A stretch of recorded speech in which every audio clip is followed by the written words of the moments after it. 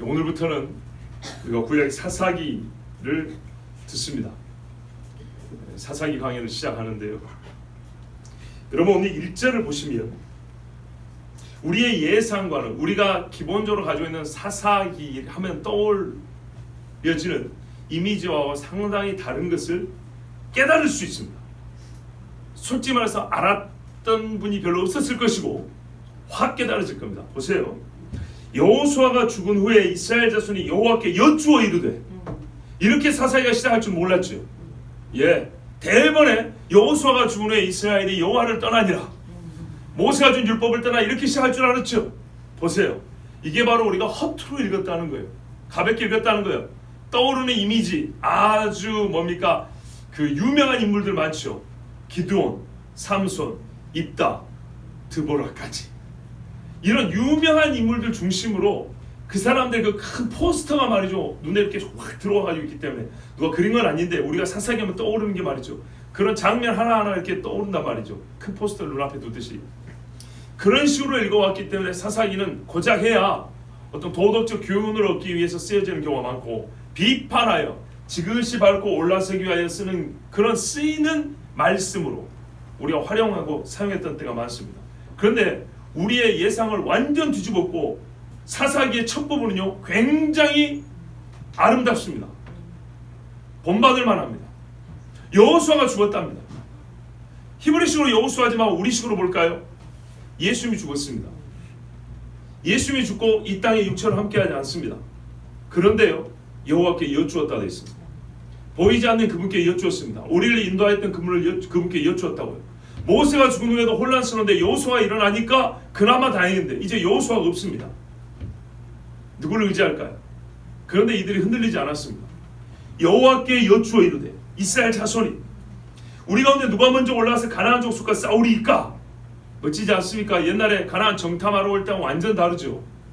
제 멋대로 울며 불며 우리가 지금이라도 가나안과 싸우겠습니다 하고 40년 광야 생활하기 싫어가지고 막 그렇게 억지로 전쟁을 할 때하고 다르죠.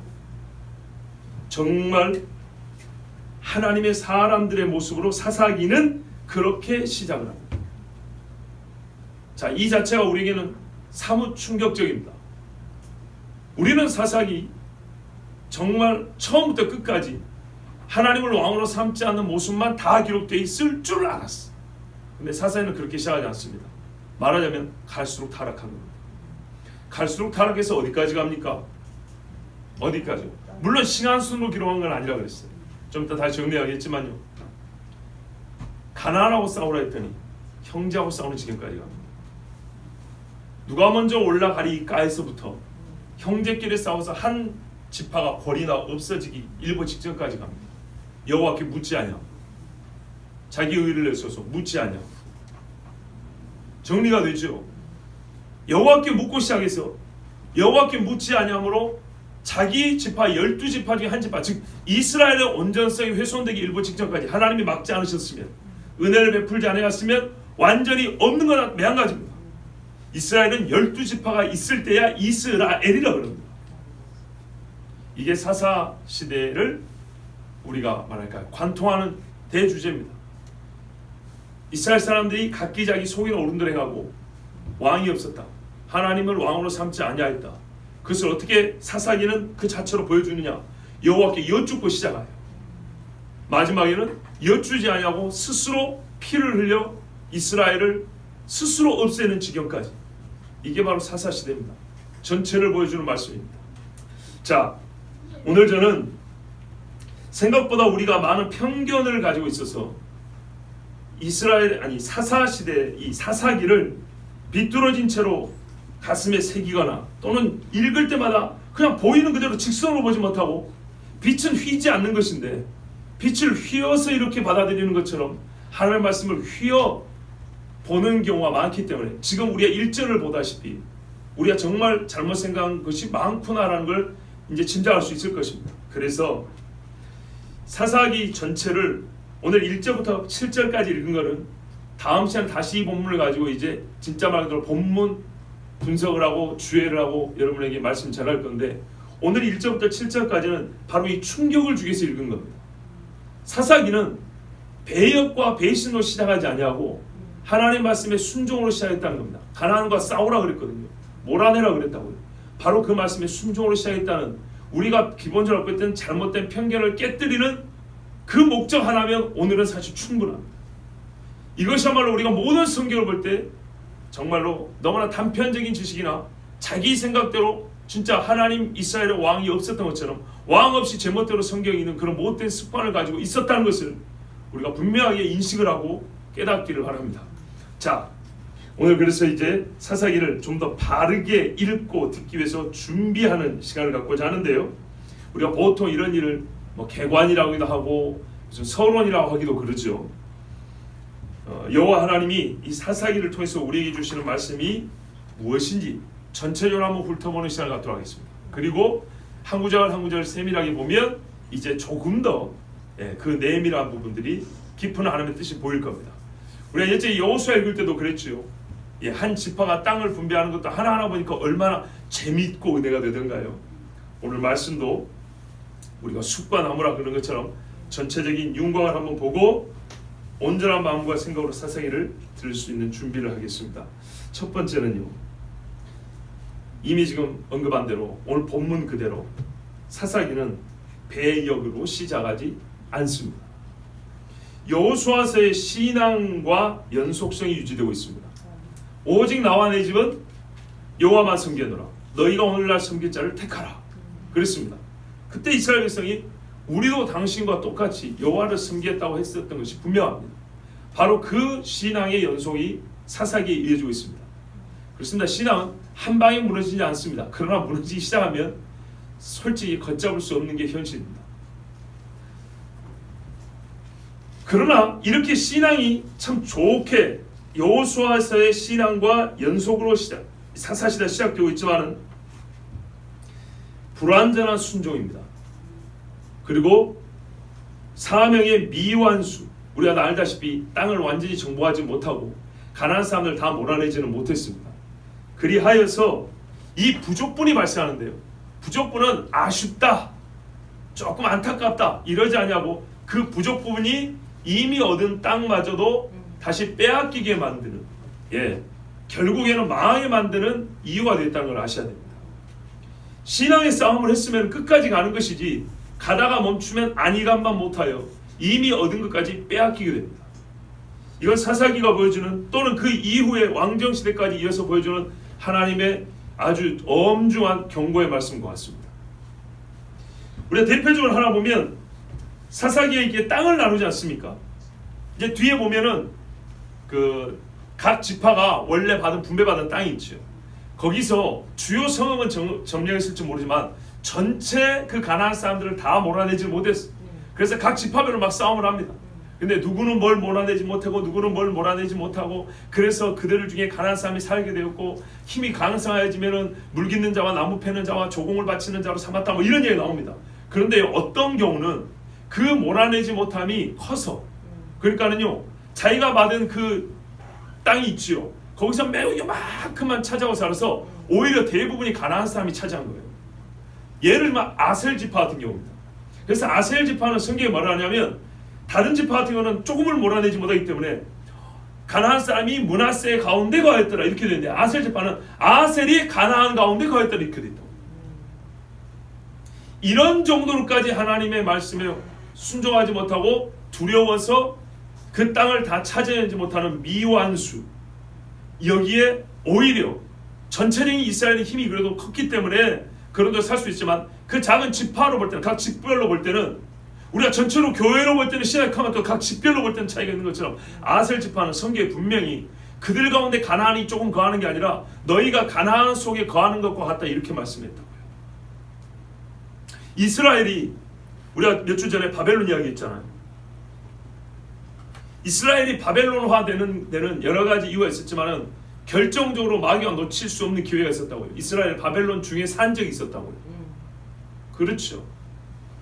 그때 깨어나는 사람은 깨어나지만은 깨어나지 못한 사람은 완전히 바벨론화되어 가짜 유대인으로 살아갈 가능성이 커집니다. 가나안 땅에 들어갔습니다.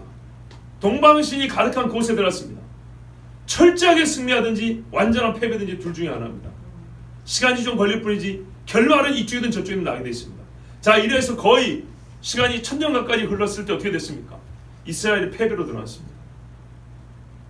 몰아내라 할 때 몰아내고 싸워야 한다 할 때 싸워야 되는데 싸우지 않냐고 몰아내지 않냐고 조금 남겨두고 누룩을 조금 남겨놓더니 그 누룩이 다 퍼져버려서 먹을 게 하나도 없게 됐습니다.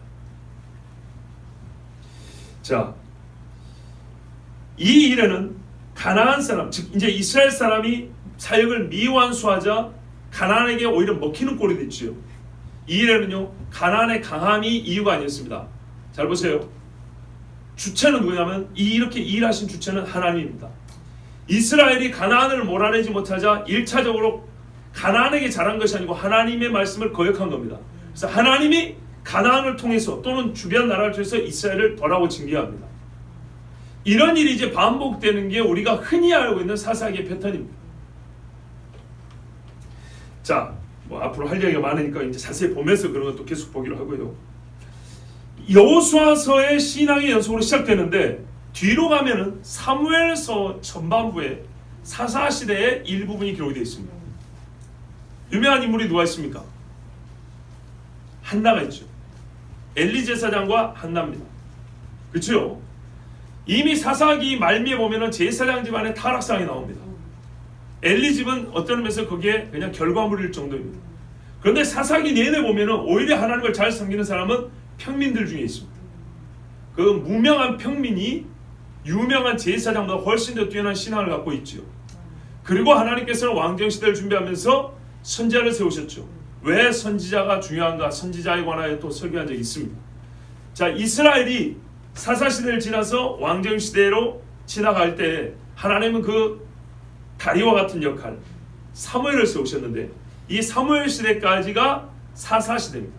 사무엘은 마지막 사사고 본격적으로 선지자, 물론 아브라함 모세도 선지자이지만 본격적으로 선지자 시대를 여는 첫 번째 선지자, 마지막 선지자. 분명히 사도행전으로 선지하는 사람이 있지만 우리가 아는 객관적이고 뭐랄까요 보편적으로 아는 그 선지자 계보에 될 사람은 세례요한, 마지막 선지자고 예수를 최초로 증거한 사람이기 때문에 물론 구약의 선지자도 예수를 전했지만 보고 전한 최초의 사도는 세례요한인 것처럼 사무엘은 사사시대의 마지막과 선지자시대에 문을 여는 사람이었습니다. 그래서 여기까지가 이제 사사시대라 그러는데 이 동안에 이스라엘의 역사가, 그러니까 이스라엘 신앙이 어떻게 변화되어 왔는지, 좋지 않게 이게 타락해 왔는지 우리가 이거를 어디서부터 봐야 되냐고요? 여호수아로부터 사무엘까지 이렇게 전체를 보면은 사사시대 전체를 다 보았다 이렇게 말할 수가 있습니다. 그러니까는 여호수아와 사무엘상 사이에 있는 사사기로서 그 양쪽의 연결고리를 이렇게 엮어진 채로 사사기를 봐야지 따로 이렇게 떼어서 보는 것은 사사기를 온전하게 보는데 조금 부족함이 있다고 할 수 있겠습니다. 자, 그리고 사사기에 보면은 뒤에 우리가 잘 아는 그 유명한 사건 있죠. 레위 지파 제사장, 레위인이죠. 레위인이 자기의 직무 처소를 떠나서 또돌이 생활하다가 남의 집에 개인 제사장을 하다가 또 단지파에게 끌려가는 일이 나옵니다. 그리고 또 하나는 그 뒤에 가면 뭐가 있습니까? 그 레위인이 첩질을 하다가 결국에는 베냐민 사람들에 의해서 윤관을 당하고 첩이 죽습니다. 그러자 나머지 지파가 언제부터 그렇게 의로웠다고 분기탱천에 칼 들고 와서 베냐민을 죽이기 일보 직전까지 하죠. 이 두 가지 사건은 사사시대 맨 말미에 있었다는 것이 아니고 그 시대 중에 있었던 일입니다.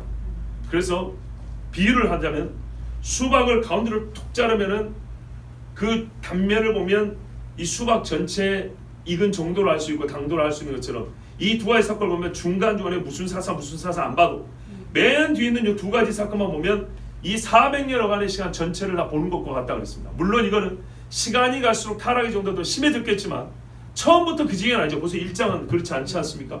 그러나 그 시대의 영성이라는 거예요.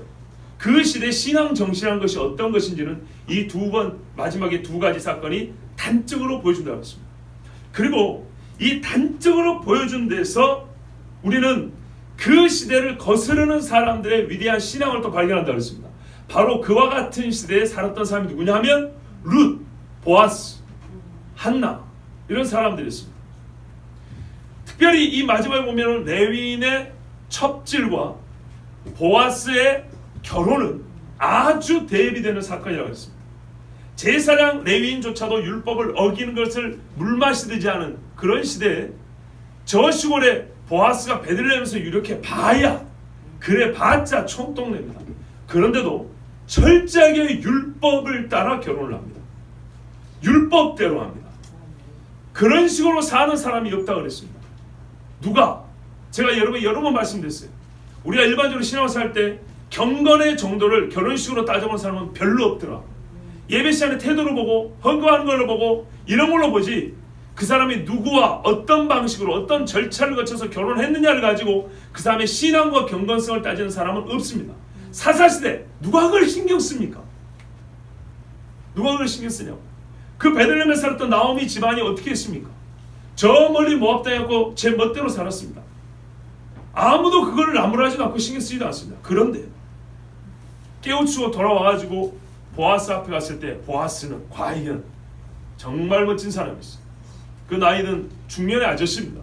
그 사람은 그 시대 사람 그 누구도 따르지 않고 안 한다고 요구하지 않은 시대인데도 불구하고 하나님만 바르고 완전히 여호와의 법대로 행하여 룻을 취했습니다.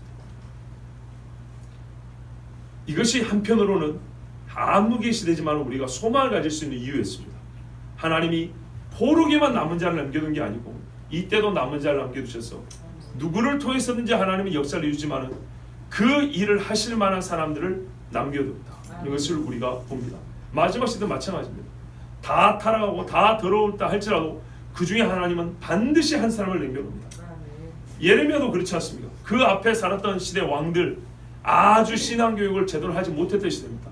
그런데 선지자의 말의 끄트머리를 듣고 산 사람, 또 예레미야 말의 끄트머리를 듣고 산 다니엘 같은 그 끄트머리를 맛보고 하나님을 알게 된 단 한 사람, 두 사람 이런 사람이 남아가지고 또 신앙 정신을 이어가는 걸 볼 수 있습니다. 자, 전체적인 시대상이 20장 21절에서 확인된다고 그랬고요. 그러나 그것을 거스르는, 진짜 거스르는 믿음의 사람들이 우리에게는 희망으로 남겨져 있었다. 그것 역시도 하나님이 하신 일인 것을 우리가 알 수 있습니다. 또 잘 알다시피 이스라엘 사사기 전체를 종합하여 내린 결론은 성경 스스로가 이렇게 말하죠. 그때 이스라엘은 왕이 없었으므로 사람마다 자기 속에는 옳은 대로 행하였더라 그랬습니다. 우리가 겪는 이 사사시대의 모든 고통의 근원은 어디에 있냐면 바로 여기에 있습니다. 경제적인 문제가 아니고 정치적인 군사적인 문제가 아닙니다. 하나님이 왕으로 그들에게 없었기 때문입니다. 그러면 여러분, 왕이 없었다는 말은 객관적이고 외부적으로 주어진 사실입니까? 누가 왕을 뺏어갔나요? 하나님이 내가 왕 안 할 거야 이렇게 하셨습니까? 그게 아닙니다. 이스라엘 사람들이 스스로 만들어낸 주관적 결정이 모아진 겁니다. 이스라엘 전체에 왜 왕이 없냐 했더니 각 사람마다 속에 왕이 없는 거예요. 그래서 모아보니까 이스라엘은 왕이 없는 거예요. 사사기가 들려주는 이야기에서 우리 인생에 속하지 않은 이야기가 하나라도 있습니까? 삼손의 이야기, 미인을 보고 헤벨레 해가지고 자기 사명 잃어버린 사람 있습니까? 없습니까? 있죠. 기드온 이야기, 물론 그것이 다는 아니지만은 뭡니까? 그 솜털로 양털이죠. 하나님을 테스트해보고 시험하는 것처럼 그런 사람 있습니까? 없습니까? 있죠. 아니 멀리가 아니고 내가 아는 사람이 아니고 나잖아요. 나. 그죠? 나 자신이 그러고 삽니다. 자, 바락 같은 경우는 어떻습니까? 제가 이거 서론을 이야기한다고 해가지고 무슨 신학적인 얘기하는 거예요. 성경에 있는 그 이야기를 지금 정리해서 하는 거예요. 전체 중에 있는 이야기. 바락 같은 경우 보세요. 하나님이 먼저 바락에게 사명을 주세요. 그죠? 그런데 겁나서 안 가요. 주저해요. 자, 이런 경우 있습니까? 없습니까? 있지요. 있어요. 그래서 모든 성경이 그렇지만 사사기에는 변하지 않는 인간 모습에 대해서 확실하게 보여줘요. 결국 우리는 여호와 하나님이 선지자를 세워주지 아니하시면 주의 말씀을 들을 수 없는 미혹에 취하여서 자빠져 있는 거대 종교의 시대를 살고 있다는 것을 사사를 통해서 알 수 있습니다. 이스라엘은 요즘 말하면 국교가 여호와 신앙입니다. 유대교도 아니고 뭐니까 율법주의가 아닙니다. 우리가 말하는 구약의 여호와 신앙. 장차 메시아가 오리라는 그 신앙입니다. 그런데요, 이 신앙 거대 종교죠. 이 하나밖에 없습니다. 본래는. 그런데요, 이 거대한 종교가 통째로 자빠져 있다고 생각을 했습니다. 우리나라가 교회가 많고 기독교의 교세가 어쩌다고 자랑을 많이 했는데, 여러분, 여기저기 그냥 흠결이 생긴 게 아니고 통째로 자빠진 것 같습니다. 우리가 흔히 이렇게 말하죠. 사회적 영향력이 하나도 없다. 그 말이 그거 아닙니까? 주변에 교회가 있으면 사람들이 겁을 내기도 하고 두려워하기도 해야 되는데 전혀 그렇지 못하다. 시대가 악해져서 그런다 하지만은 기본적으로 교회가 힘이 없기 때문입니다. 거대 종교는 있지만 자빠져 있는 종교의 시대. 사무엘서와 연관해서 뭐라 그랬죠? 사무엘서는 이렇게 여호수아서의 끝부분은 사사시대의 전반부를 우리에게 보여준다면, 사무엘상의 첫 부분은 사사시대의 마지막을 보여주는데 뭐라고 말합니까? 사무엘상 3장 1절을 보면, 아이 사무엘이 엘리 앞에서 여호와를 섬길 때는 여호와의 말씀이 희귀하여 이상이 흔히 보이지 않았더라 이랬습니다. 하나님이 자기를 잘 드러내주지도 않냐고 알려주지도 않는 그런 시대로 변해간 겁니다. 왜요? 하나님을 찾지 아니하니까. 이스라엘은 하나님을 왕으로 섬기지 않았습니다. 그러면 하나님은 어떻게 하셨습니까? 하나님은 이스라엘의 왕으로서 자기 역할을 행하셨습니까? 안 하셨습니까? 하셨죠. 그렇습니다. 우리가 반면에 이것도 이해가 됩니다. 그래, 이스라엘 사람들은 하나님을 왕으로 섬기지 않았다 분명히. 그러면 하나님은 어떻게 하셨지? 하나님은 이스라엘에게 왕 노릇을 하셨는가 안 하셨는가? 하셨습니다. 사사를 세웠다는 그 자체가 왕 역할을 하셨다는 겁니다. 그들은 나를 버렸으나 나는 너희를 버리지 않았다. 아직까지 손을 놓지 않았습니다. 그게 왕정시대까지 이어집니다. 왕정시대는 오히려 하나님을 왕으로 섬기지 않는 것을 드러내놓고 표한 거 아니겠습니까? 그렇지만 여전히 하나님이 그 위에 왕으로 다스린다고 해서 선지자도 세워주셨는데, 하나님은 그들을 보호하셨고 먹이시고 입히시고 울부짖으면 기도를 들어주시고, 기도를 들어주시고, 이게 최고죠. 기도를 들어주시면서 이 배역한 이스라엘의 왕이 끝까지 되어주셨습니다. 특별히 이걸 어디서 볼 수 있냐면, 베냐민이 거의 없어지기 일보 직전까지 가지 않았습니까? 남자 중에 600명 나왔습니다. 베냐민 보시면 수가 상당히 많습니다. 하나님은 베냐민에게 복을 주셔가지고 형들보다 늦게 태어났는데도 불구하고 거의 맏형하고 하면 아버지와 아들뻘 나이 차이 나는데 한 세대 정도 가까이 차이가 나는데도 불구하고 인구조사하면 베냐민의 수가 엄청나게 많습니다. 그리고 사사기에도 600명밖에 남지 않았죠. 나중에 시간이 좀 흐른 다음에 다시 인구조사하면 베냐민이 이렇게 늘어 있습니다.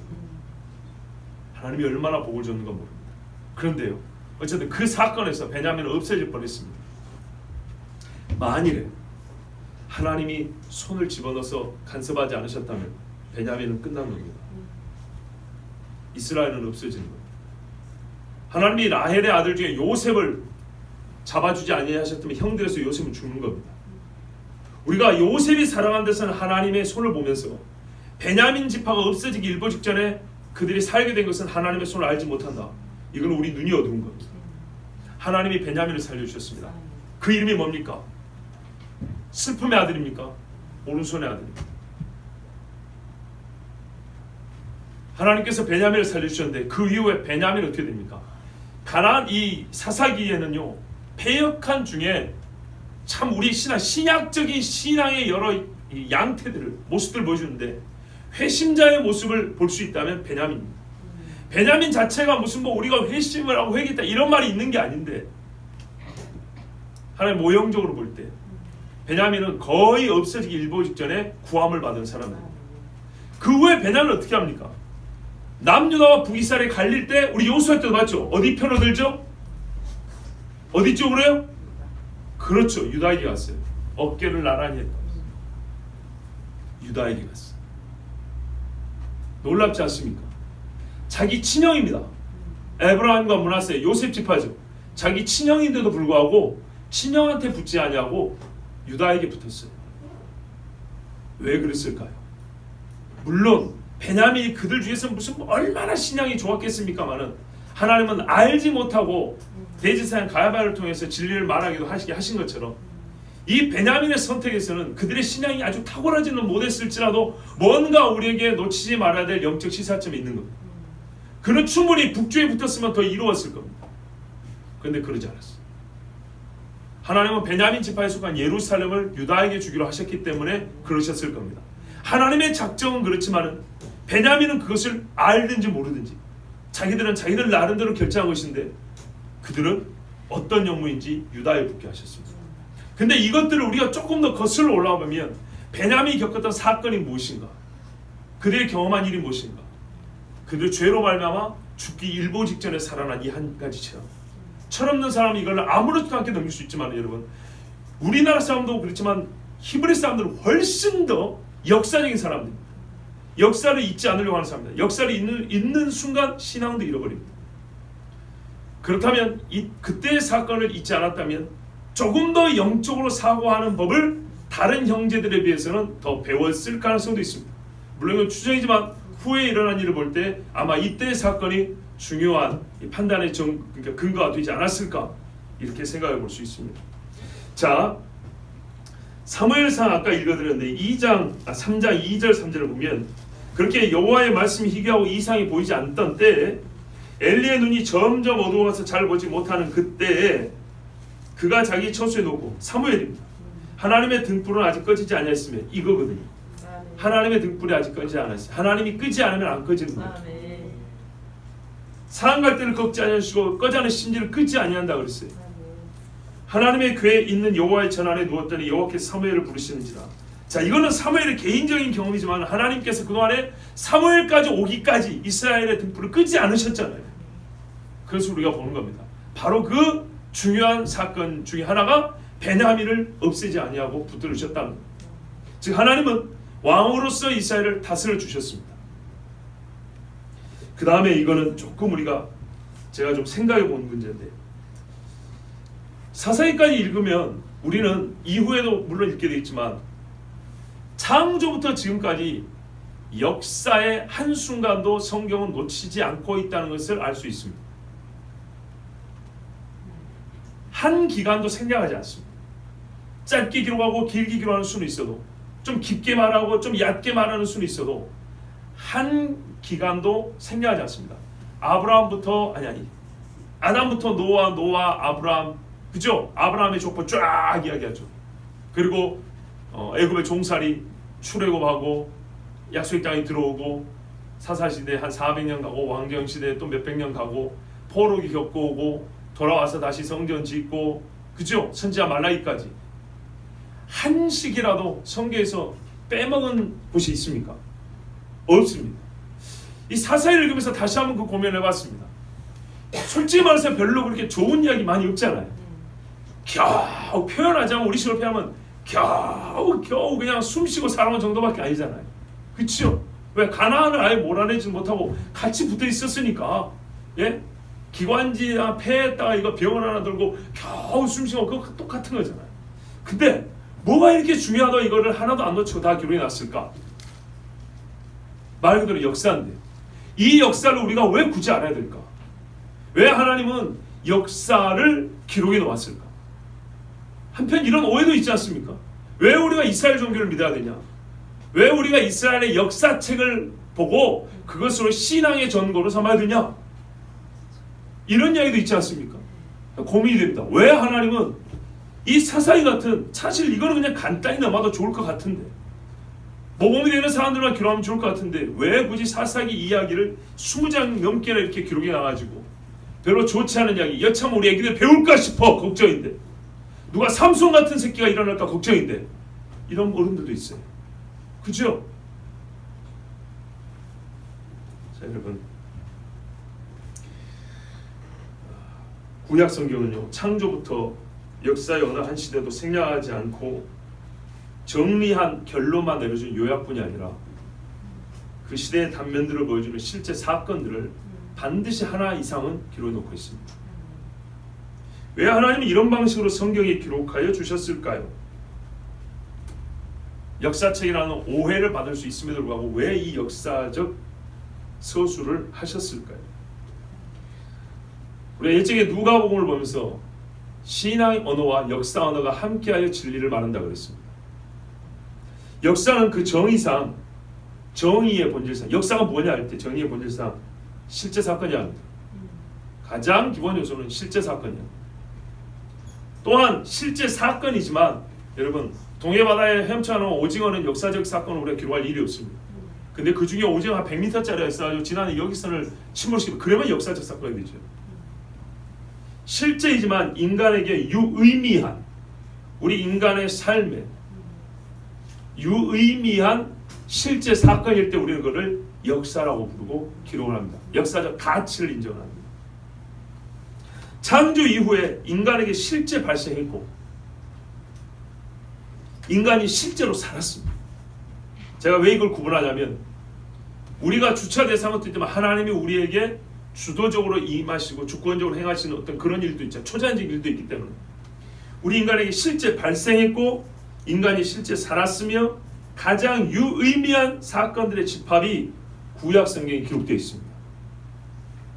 일반 역사가들은 노아의 홍수 이야기, 방주 이야기를 기록하지 않습니다.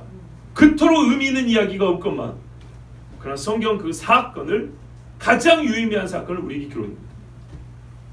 우리나라는 단군 할아버지를 쫓아가지만 성경은 단군으로서는 복을 얻을 수가 없고 아브라함의 자손이야 복을 얻을 수 있기 때문에 아브라함 이야기를 기록놓고 있습니다. 실제 사건이고 우리에게 필수적 반드시 있었어야 하는 유의미한 사건입니다. 가장 유의미하다는 것은 하나님께서 인간의 구원을 위하여 신실하게 일하셨다는 것을 말합니다. 그 하나님의 일하심이 기록되어 있습니다. 여러분 우리가 하나님을 알 때는요 그 본질 자체를 알 수는 없습니다. 하나님 속에 들어가서 맺기 때문에 우리는 하나님을 경험으로 압니다. 주의 계시를 감각적 수용으로 합니다. 한마디로 듣고 보고 안다는 얘기입니다. 창조주와 구원자이고 심판자이신 하나님을 알게 하신 사건의 기록이 바로 구약입니다. 자기를 드러내어 주사 때로는 감추기도 하지만 기본적으로는 숨어 계시지 않고 자기를 드러내어 주사 우리의 감각으로 자기를 알려주신 정말 인간에게 있어서는 이토록 유의미한 일이 없는 그 모든 일이 실제로서 일어났던 것을 보여주고 있습니다. 그런데 이것을 모든 사람에게 다 해준다고 효율성이 높은 것이 아니고 유익이 되는 것이 아니라 가장 효율적인 방법을 아시기 때문에 하나님은 한 집을 부르셨습니다. 한 사람 한 집. 이렇게 하여서 하나님을 만난 이야기가 구약 성경으로 기록되어 있고 그 이후에 하나님이 행하실 모든 일이 그 집의 역사를 통해서 그 집의 역사 가운데 우리에게 알려져 있기 때문에 구약 성경은 역사적 언어로 기록이 되어 있습니다. 그런데 이 역사적 언어는 최후의 목적이 뭡니까? 여호와를 알게 함이고 새 언약은 더 이상 여호와를 알 필요가 없을 정도인 것처럼 여호와를 알게 하고 경외하게 하게 하기 때문에 이 역사적 언어로서 하나님을 만나면 반드시 뭐가 나올까요? 신앙의 언어가 나오는 겁니다. 신앙 고백. 그래서 태초에 하나님이 천지를 창조하셨느니라 라는 역사적 서술 뒤에는 창조주 하나님께 경배하고 단을 쌓았다는 신앙의 행위와 신앙의 언어가 기록이 되어 있는 거예요. 진리는 사실을 최소 구성 요건을 한다고 했습니다. 이 말은 무슨 말이냐면 아까 지금 여러분 그랬죠. 역사는 실제 사건이라고 유의미해야 된다고 그랬죠. 진리는요 바로 이 역사를 구성 요건을 합니다. 구성 요건. 몸체 중에 한 부분이라고 해요. 진리는 역사가 아니면 진리가 아니에요. 물론 형이사학적 진리를 말하기도 하지만 우리가 인간들이 말하는 우리에게 실제로 유익한 의미 있는 진리는 실제 사건이다. 그리고 이 실제 사건은 모순도 없어야 되고 그렇죠. 모순이 있으면 안 되죠. 그리고 반드시 옳음이야 합니다. 그래서 진리는 문장에 문법적으로 이게 틀렸냐 맞냐의 문제가 정도가 아닙니다. 문법적 옳음이 진리가 아닙니다. 진리는 도덕적 판단이 가미되어 있습니다. 옳아야 합니다. 누군가 사람을 죽인 것이 사실이지만 그게 진리는 아닙니다. 그거는 형사사법 처리를 하기 위해서 사실관계를 파악할 때 필요한 것이지 진리는 우리에게 사실이면서 옳음으로써 의미한다. 옳음으로써. 그리고 이 옳음은 진리가 되려면 절대 변하지 않아야 됩니다. 변화되는 것은 진리가 아닙니다. 누군가 일관적인 힘의 행사와 판단의 공의를 행사해야, 잘 보세요, 도덕적 개인 때 어떤 인격적 존재가 일관성 있게 옳은 일을 처음부터 끝까지 해나가야 되고 그 일을 행할 능력이 보여져야 우리는 그를 최소한 신이라고 부를 수 있고 그분을 진리라고 말할 수 있습니다. 하나님은 그것을 수천 년으로 우리에게 증명해 보여주셨습니다. 나 여호와는 창조할 때부터 똑같은 속성을 가지고 있고 같은 능력을 가지고 있고 너희를 향하는 변하지 않는 뜻을 가지고 있다. 어렵지 않죠? 한마디로 겁니다. 구약 성경이 역사적 기록이란 그 자체가 하나님이 진리라는 것을 보여준다는 얘기입니다. 하나님의 모든 말씀이 진리라는 것을 확인시켜준다는 얘기입니다. 그래서 역사적으로 기록된 것은 매우 중요합니다. 고작 역사책 수준으로 우리가 말하는 역사책은 옛날에 무슨 일이 있었는가, 그거는 신문 모아놓은 거하고 다를 바가 없지. 그러나 그렇지 않냐고, 역사적 언어라는 것은 반드시 필연적으로 진리신 하나님을 알게 하고 하나님에 대한 신앙 고백을 불러일으키는 기록이었다. 그런 역사 언어로 성경이 구약이 기록되어 있기 때문에 고작 역사책 정도만 보는 일은 절대 없이 합니다. 고작 역사책 정도만 보면 사사기가 불필요하거나 가치없게 보이는 겁니다. 이딴 거를 뭐 좋은 교훈될 게 있다고 기록이 났나, 이렇게 말이 나오는 겁니다. 그렇지 않습니다. 하나님이 변하지 않게 그 백성을, 바로 그 정도밖에 안 되는 백성을 약속하신 대로 왕으로 자기 자리를 지키셨고 일하셨음을 보여주는, 진리의 하나님을 보여주는 겁니다. 그렇기 때문에 동시에 우리는 이 사사기를 통해서 메시아의 시대를 볼 수 있습니다. 하나님은 창세기에 말씀하신 대로 요한계시록까지 한 번도 메시아 얘기를 안 한 적이 있다고 했습니다. 이사야서도 우리가 뒤에 40장 이후에 무슨 메시아가 나오는 게 아니고 1장, 2장부터 7장, 9장, 11장 앞부분에도 다 이 메시아 얘기가 나온다고 했습니다. 거의 한 장에 한두 절씩은 꼭 나옵니다. 선지자들의 이야기에 보면 전체적으로 메시아 얘기가 나오고 곧 이 말을 확장하면 구약 성경 전체가 예수 그리스도를 다 얘기하고 있다고 그랬습니다. 그래서 바울은 예수를 증거할 때 항상 유대인이나 이방인에게도 구약 성경을 인용하여 가르쳤습니다. 그냥 인용한 게 아닙니다. 구약 사람들이 구약을 봤던 해석 방법과 달리 예수를 만난 사람의 독특한 해석법이 나옵니다. 그걸 자세히 보면 나옵니다.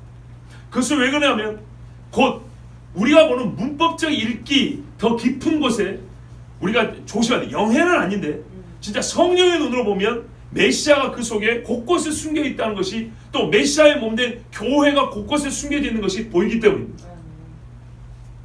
그와 같이 우리 사사시대 이 사사기 안에서도 매우 단순한 패턴으로 범죄하고 하나님이 사랑하고 다시 들어주고 구해주고 범죄하고 기도하고 이렇게만 보면 안 됩니다. 이것은 사실 확장하면, 좀 확대해서 보면 주님 오실 때까지 어느 시대 어느 인간들 또는 어떤 교회들이나 반복하게 겪을 일들을 보여주는 겁니다. 압축판입니다.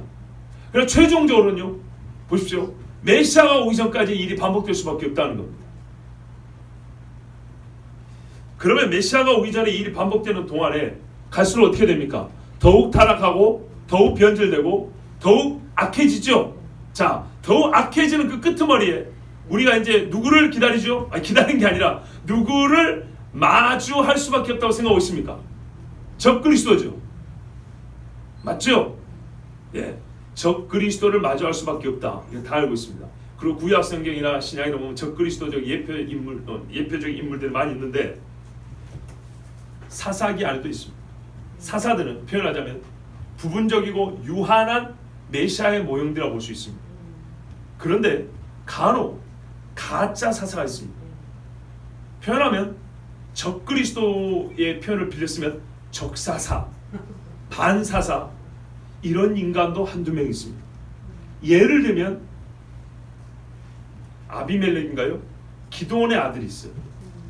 예, 그래가지고 그때 나라를 쪼개가는, 자기 아버지는 자기를 왕으로 삼고자 할 때 괜찮다 그러지 마라 하는데 아버지가 괜찮다는 것은 아들이 그 나에게 달라고 하는, 자기가 왕이 되겠다는 그런 놈이 있어요.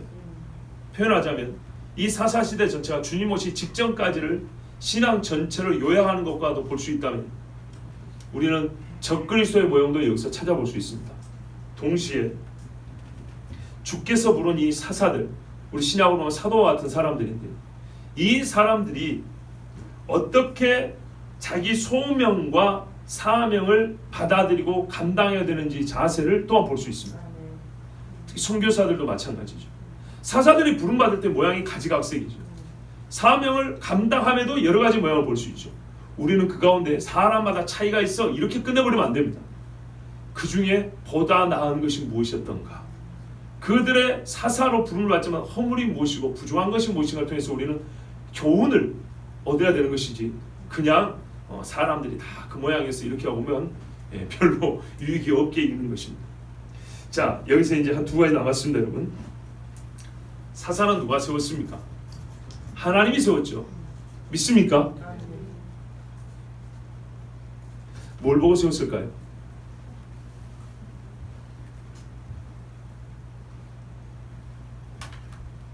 아니, 다르게 물어봐야 되겠군요. 우리가 뭘 보고 예수 믿게 됐냐, 하나님이 뭘 보고 우리를 구원했냐 하면 공로가 되어버리죠. 그게 아니고, 하나님이 사사로 세운 다음에 사사로 쓰기 위해서라도 그들에게 무엇을 주셨을까요? 좀 다른 질문으로 바꿔볼게요. 결론은 같은데, 사사들의 가장 도드라진 점이 무엇입니까? 자, 사사 시대라고 합니다. 근데 엄밀히 말하면 사사들이 활동했다는 것이지 사사가 그 시대의 신앙을 보여준 건 아닙니다. 제 말 뜻을 아시겠죠? 사사는 그 시대의 신앙과 다른 신앙을 가지고 있던 사람들. 이미 답을 말해버렸네요. 사사는요, 믿음이 좋은 사람들. 번역에 따라서 사사들을 판관들이라고 하는 것도 있습니다.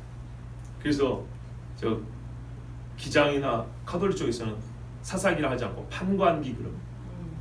재판하는 사람들이었고 교훈하는 사람들이었다. 드보라가 나무 밑에서 재판하고 이랬다, 이런 이야기 때문에 나온 거죠. 근데 여러분, 드보라는 사사로 부름 받기 전에 그러고 있었잖아요. 재판도 있지만 우리는 있는 그대로 보죠.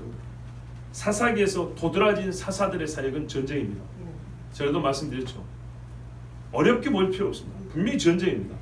재판은 몇 가지 했다고 해서 나라가 산 게 아니고 분명히 전쟁에서 이겼기 때문에 산 것입니다. 영적 전쟁이든 육적 전쟁이든 분명히 전쟁이었습니다. 이들은요, 평범한 사람일지라도 하나님이 부르실 때 전쟁 용사가 됐습니다. 분명한 사실. 우리가 예수 믿는 사람이 되면 뭐가 되죠? 경주자가 되죠. 초등학교, 중학교 다닐 때는 달리기 한 뒤에서 1, 2등 했을지라도 예수를 믿고 나면 경주자로 1등, 2등을 하는 사람들이 예수쟁이들입니다.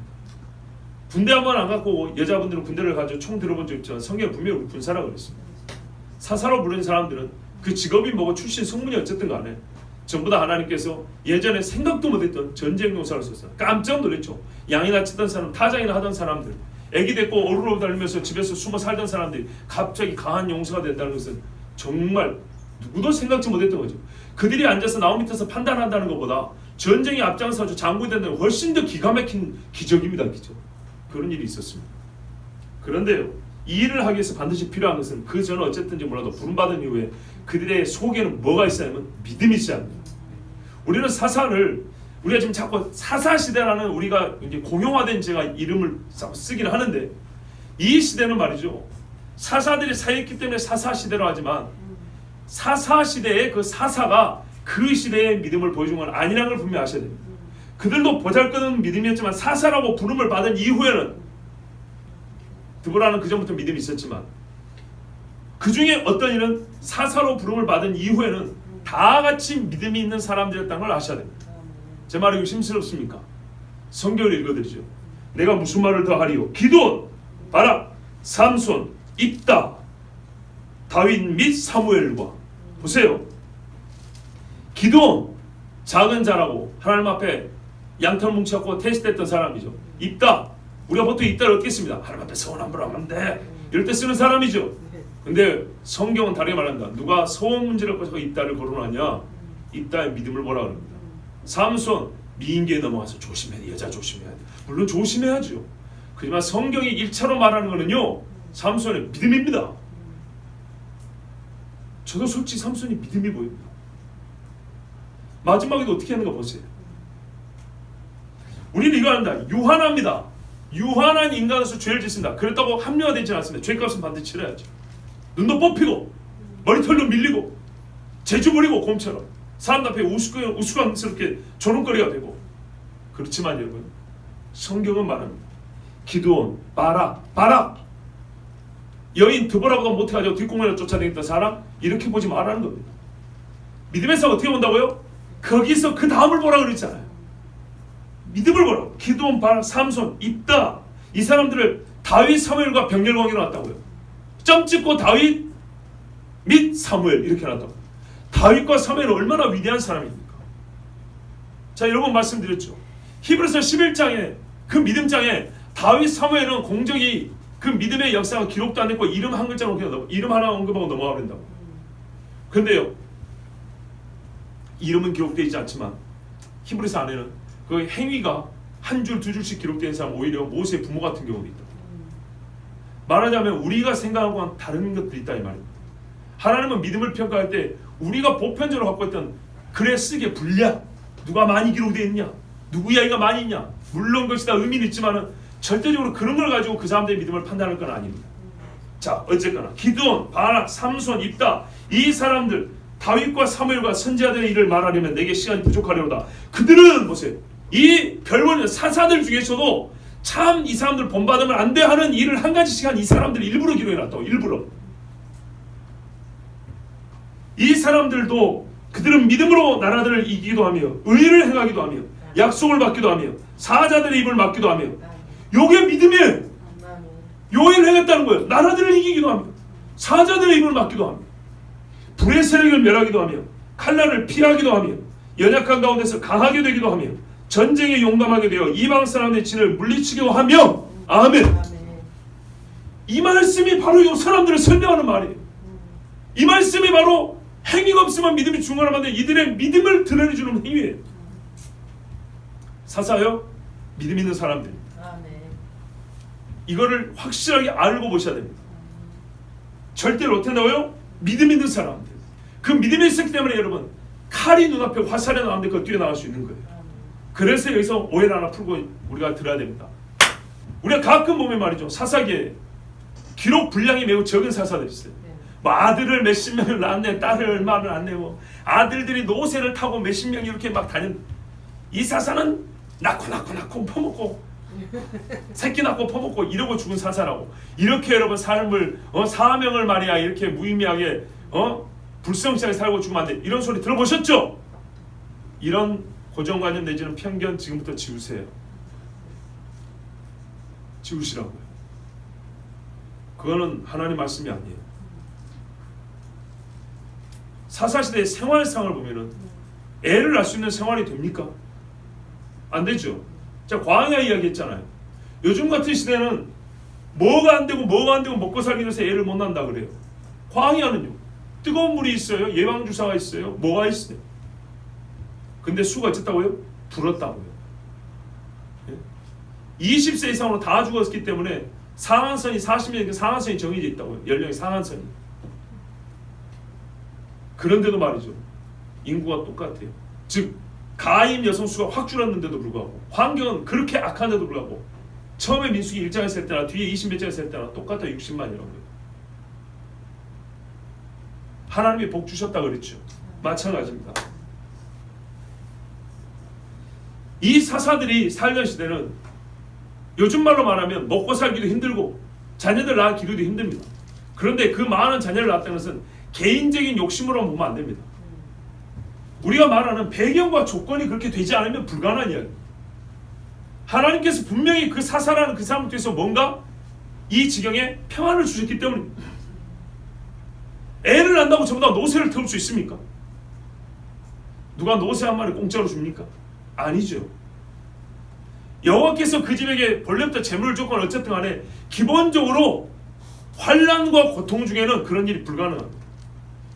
기록 분량이 적고 그 사람이 누렸던 우리가 좋아할 만한 차를 몇 대를 굴리고 자녀들이 무슨 성공을 하고 막 이런 것만 보고 이 사사는 게을렀다, 불성실했다 이렇게 보면 안 된다는 겁니다.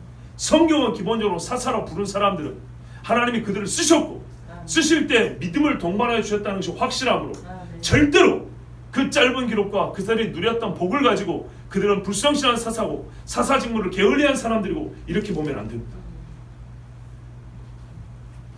자, 여러분 또 하나 조심할 것은 요즘 시대의 논리를 성경에다 집어넣는데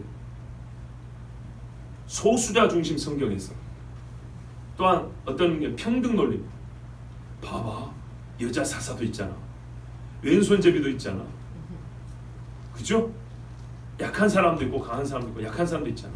여러분, 그렇게 보면 어떻게 되냐? 이제 어떤 신학자들은 그 왼손잡이에만 집중을 하죠. 어떤 신학자는 여성에만 집중을 하죠. 여러분, 그렇게 보면 안 돼요.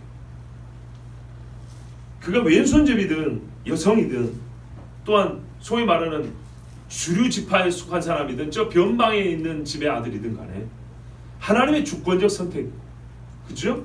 비차별적인 선택과 그 쓰심을 우리가 주목해야 보면 되는 것이지, 거기에 유독 요즘에 소수자 신앙을 집어넣어가지고 여성 우호적, 소수자 중심적 이런 거는 오히려 성경을 이 시대에 맞춰서 아주 인본주의적으로 해석하는 꼴이 됩니다. 그런 것은 금하셔야 되고, 아무리 새롭게 들릴지라도 그런 것들은 하나님이 우리에게 주시고자 하는 말씀이 아닙니다. 성경은 물론 객과 고아와 과부들을 돌보라고 하나님 말씀합니다. 사람들이 가치를 보지 않고 조롱하고 천하게 생각하는 사람들 하나님은 절대로 그렇게 하지 않습니다. 왜 그렇습니까? 소수자 중심성이 아니라 그가 어떤 형편일 때 하나님의 형상이라서 그런 겁니다. 이게 성경적 사고방식입니다. 소수자 신앙이 바뀌면 어떻게 해요? 다수자 신앙 바뀌면 어떻게 하려고? 자, 여러분, 성경대로 우리는 이제 사사기를 볼 것입니다. 기록된 대로 볼 것이고, 우리가 가지고 있었던 잘못된 편견들은 그걸 다 빼고 주신 대로 볼 것입니다. 그리고 사사시대에 있었던 일을 따로 정리해가지고 우리에게 보다 깊게 말해주는 말씀들이 있죠. 룻기나 사무엘상 같은 말씀들이 있죠. 이런 말씀도 필요하면 같이 보면서 이 시대에 하나님 주신 말씀이 이렇구나. 곧 그것이 우리에게 주신 말씀이라는 것이 이런 뜻이구나 하고 우리가 읽는 시간 앞으로 갖도록 하겠습니다. 자, 여러분, 이스라엘은 그들의 마음의 보좌에서 여호와 하나님을 내쫓았습니다. 갈수록 그렇게 했습니다. 그렇지만 여호와께서는 이스라엘의 땅과 이스라엘의 역사에서 왕으로서 통치하셨습니다. 그래서 불협화음이 큰 시대였습니다. 예, 여전히 이 백성을 왕으로 통치하시고자 하는 하나님과 필요할 때만 하나님을 찾고 그 외에는 전부 다 자기 스스로 왕이 된 시대이기 때문에 이때의 충돌은 엄청났습니다. 그렇다면 여러분, 오늘 우리가 사는 시대에는 과연 하나님과 충돌함이 없는가? 우리가 보통 이런 말씀 들으면 꼭 결론 이렇게 하죠. 그럼 우리는 어떻습니까? 그런데요, 여러분, 입에 붙은 말이 아니라 진짜입니다. 진짜로 나 개인도 그렇고 전체 교회들도 그렇고 하나님 앞에 거대 종교, 그러니까 우리도 예수쟁이 아닌 것으로 살기는 지금 이미 건너버린 폭이 너무 넓어요. 돌아갈 수 없어요. 그죠? 주일날 교회 안 가고 딴짓 하려면 이게 이제 잘 안 된다 이 말이에요. 예, 이게 더 어려운 사람이 되어버렸어요. 종교인이 되어버렸어요. 과연 이제 교회 안 다니는 것이 더 어색해져 버린 종교인이 되어버렸는데, 과연 하나님은 그것만 가지고 우리를 자다 칭찬하고 나의 자녀 나의 백성이라고 정말 내가 너를 통해 영광을 받아 하실 것이냐? 그렇지 않다는 겁니다. 여전히 이스라엘이라는 이름을 갖고 있습니다. 하나님의 이름을 국가명으로 갖고 있는 사람들, 신명기 32장에는 하나님의 말씀으로 국가, 나라의 노래도 좋습니다. 노래. 그런데도 불구하고 이 거대 종교가 무너져버린 이 나라에 이스라엘 백성은 하나님과 겉으로는 외사 싸웠지만 속으로는 실제로는 하나님과 싸우는 그런 나라가 되어버렸습니다. 오늘 우리나라 그렇지 않습니까? 우리 교회가 밖으로 법과 제도권에 싸우고, 우리 저기 전도사님처럼 미국도 그렇죠. 네. 이 세상 권세와 싸운다 하지만 실제로 문제는 교회 안에 있습니다. 바로 그것이 마지막에 형들과 막내 아우가 싸웠던 겁니다. 이게 이 시대의 교회상이고 이 시대 하나님의 백성들의 자화상. 성경이 이것을 수천 년 전에 우리에게 보여주셨습니다. 그래서 한편으로 이게 뭡니까? 교회 시대 또는 인간사의 압축형이라고 했습니다. 좁게 말하면 그리스도 예수 온 이후에 교회 시대 주님 오실 때까지 압축이라고 했습니다. 막판에 와보세요. 형제들끼리 싸운다고, 교회가 싸운다고요. 가짜 십자가 나서 미워하고 싸운다고요. 음행에 빠졌어. 여러분, 그러므로 진짜 사사 시대 이 사사기는 진실로 오늘 우리에게 주신 말씀으로 들어야 합니다.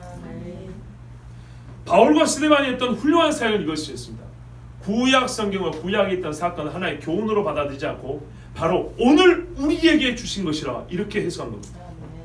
이거는 그 어떤 랍비들도 해석하지 못했던 해석 방법입니다. 오직 예수 그리스도를 믿고 성령이 함께 하실 때야 이걸 해석학적 전환이라고 합니다. 우리가 마음이 완전 새롭게 뒤집어져 새롭게 보이지 그때 완전히 예수를 받아들일 때야 보이는 눈이었습니다. 그 말씀이었습니다. 사사기는 우리가 오늘을 살기 위해서 교훈을 추출하는 것이 아니라 그냥 전면적으로 받아들입니다. 나에게 주신 이 말씀. 구약시대에도 그런 일이 있었습니다. 너희 조상들이 시내산에서 하나님의 율법을 받았다. 그런데 그때 그 약속은 너희 조상들이 한 것을 너희가 이어온 것이 아니라 여기 서 있는 너희에게 주신 것이다 이렇게 말씀했습니다. 사사기는 오늘 우리에게 주신 겁니다. 그러면 어떻게 하라고요? 여호와를 왕으로 섬기라 이 말입니다. 각 사람이. 그런데 조금 더 우리가 전투적으로 표현하면요, 각 신앙인이 사사되라는 얘기입니다.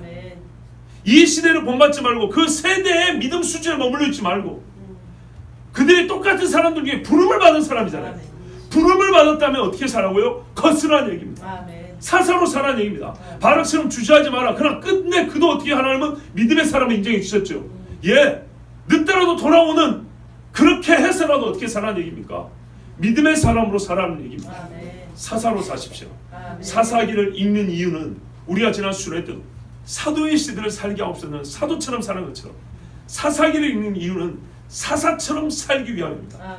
한 사람이 자기 나라의 영적 운명을 책임을 짊어지지는 솔직히 어렵지만서도 마치 그와 같은 신앙 정신으로 살라고 주신 말씀이지 고작 우리는 그러지 맙시다 우리는 그러지 맙시다 이 정도를 주시려고 우리에게 들려주신 말씀이 아닙니다. 무겁게 들으셔야 됩니다. 비유나 이미지나 어떤 도덕교회를 위해서 주신 말씀이 아니라 그냥 통째로 우리 시대를 위하여 마지막 시대를 살아가는 나를 위하여 주신 말씀이라고 그냥 그 즉시 그 자체로 받아들이시고 여러분 사사시대의 모든 이 일들이 듣는 그때마다 1장을 보고 2장을 보고 22장까지 21장까지 볼 때마다 이것이 나의 말씀입니다. 나에게 주신 말씀입니다. 우리 이야기입니다. 지금 나에게 하나님이 살 길을 주신 말씀입니다. 이렇게 들으십시오. 그러면 분명히 하나님께서 그렇게 듣고 믿고 순종하는 자에게는 사사시대와 같이 여호와를 왕으로 섬기지 않는 이 시대에 이 세대를 본받지 않냐 마음을 새롭게 함으로 변화를 받아서 정말로 하나님이 성경에 믿음이 있는 자로 기록해 주는 우리 모두가 될 줄을 믿습니다. 우리 시간 함께 기도합니다.